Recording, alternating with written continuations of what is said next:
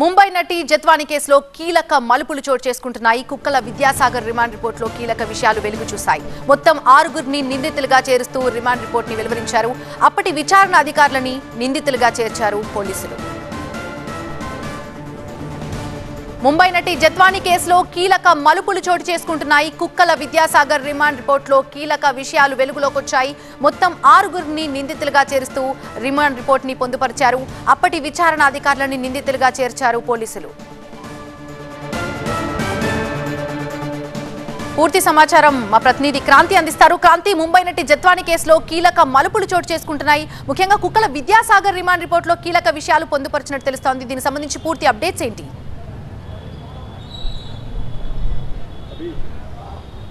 ఈ రిమాండ్ రిపోర్ట్కి సంబంధించి ఇందులో పోలీసు అధికారులను సైతం ముద్దాయిలుగా చేర్చింది ఈ రిమాండ్ రిపోర్ట్లో పోలీసులు. అండ్ అలాగే దీంట్లో మనం చూసుకుంటే కనుక A1 నుంచి A6 వరకు ఇందులో ఫాల్స్ కేసు ఇందులో ఉంది. పోలీసు అధికారులతో పాటు వైసీపీ లీడర్స్ ప్రోద్బలం కూడా ఇందులో ఉంది అని చెప్పి కూడా రిమాండ్ రిపోర్ట్లో మెన్షన్ చేయడం జరిగింది. A1 కుక్కల విద్యాసాగర్కు పోలీసులు సహకరించారు. ఏదైతే ఫ్యాబ్రికేటెడ్ డాక్యుమెంట్ క్రియేట్ చేయడంతో పాటు ఫాల్స్ కేసు రిజిస్టర్ చేయడం, అండ్ అలాగే జత్వానితో పాటు ఆమె తల్లిదండ్రులను అరెస్ట్ చేయడంలో పోలీసులు సహకారం ఉంది.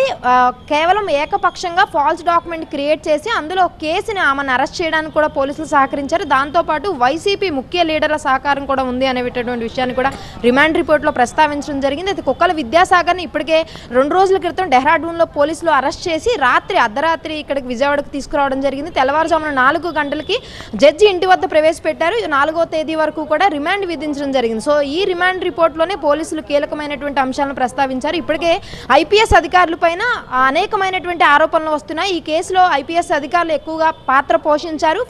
ఈ కేసుని ఫ్యాబ్రికేట్ చేసి A1కి ఏదైతే కుక్కల విద్యాసాగర్ ఈ కేసులో A1గా ఉన్నారో అతనికి పోలీసులు పూర్తి సహకారాన్ని అందించారు. ఏదైతే ఆమె పైన ఆరోపణలు చేస్తూ ఇబ్రహీంపట్నం పోలీస్ స్టేషన్లో విద్యాసాగర్ ఫిబ్రవరి 2న కేసు నమోదు చేశారో ఆ కేసులో ఫాల్స్ డాక్యుమెంట్ అతనే క్రియేట్ చేశారు. కనీసం సంతకం కూడా లేదు. అయితే 2వ తారీఖున కేసు నమోదు చేస్తే 3వ తారీఖున అంటే ఒక రోజు వ్యవధిలోనే ఢిల్లీ వెళ్ళి మరి పోలీసులు ఆమెని ఎలా అరెస్ట్ చేస్తారు అని చెప్పి కూడా మొదటి నుంచి కూడా ఇందులో ఆరోపణలు ఎదుర్కొంటూ వచ్చారు. సో అదే విషయాన్ని ఈ యొక్క రిమాండ్ రిపోర్ట్లో మెన్షన్ చేసినటువంటి పరిస్థితి మనకు కనిపిస్తూ ఉంది. A1 కుక్కల విద్యాసాగర్ ఫిర్యాదు చేసిన తేదీ 2 అయితే ఆ రోజు ఎఫ్ఐఆర్ సాయంత్రం 6 గంటలకు నమోదు చేశారు. మరి 3వ తేదీ ఢిల్లీలో ఏపీ పోలీసులు ముందుగానే కేసు నమోదు చేయడానికి ముందే ప్రొసీజర్ ఎలా స్టార్ట్ చేశారు ఏంటి అనే దానికి సంబంధించి కూడా మనకి ఈ రిమాండ్ రిపోర్ట్ చూస్తే అర్థమవుతుంది. ఈ విషయాన్ని రిమాండ్ రిపోర్ట్లో క్లియర్గా రాయడం జరిగింది.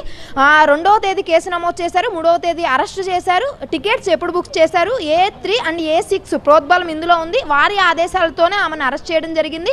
ఇక టికెట్స్ బుక్ చేయడం దగ్గర నుంచి ఫాల్స్ ఫ్యాబ్రికేటెడ్ డాక్యుమెంట్ తయారు చేయడంతో పాటు ఇందులో ఐఓగా విచారణ అధికారులు అప్పుడు ఉన్నటువంటి పోలీసు అధికారులు ఉన్నత పోలీసు అధికారులతో పాటు ఐఓగా ఉన్నటువంటి వ్యక్తిని కూడా ఇందులో చేర్చడం జరిగింది. సో ఇవాళ ముందస్తుగానే సిపి గతంలో విజయవాడ సిపిగా చేసి ఈ కేసులో కీలకంగా ఆరోపణలు ఎదుర్కొంటున్నటువంటి కాంతి రాణా టాటా కూడా హైకోర్టులో ముందస్తు బెయిల్ కోసం పిటిషన్ వేయడం జరిగింది.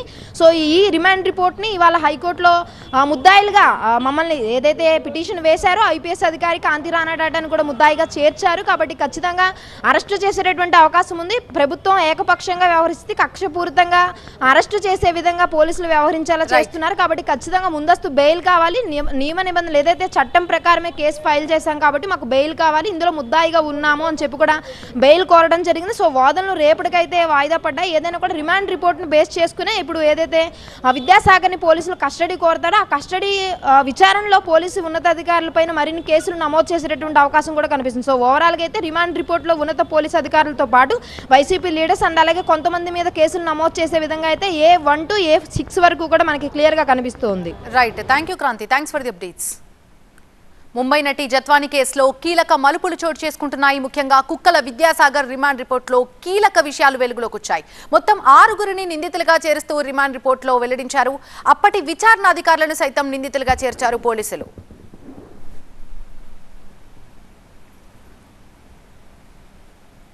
ఏపీ హైకోర్టులో నటి జత్వాని కేసు విచారణ జరిగింది. కాంతి రాణా ముందస్తు బెయిల్పై విచారించారు. వాదనలు వినిపించిన అడ్వకేట్లు తదుపరి విచారణ రేపటికి వాయిదా వేశారు. అయితే రేపటి వరకు ఎలాంటి బలవంతపు చర్యలు తీసుకోవద్దని ఆదేశాలు జారీ అయ్యాయి.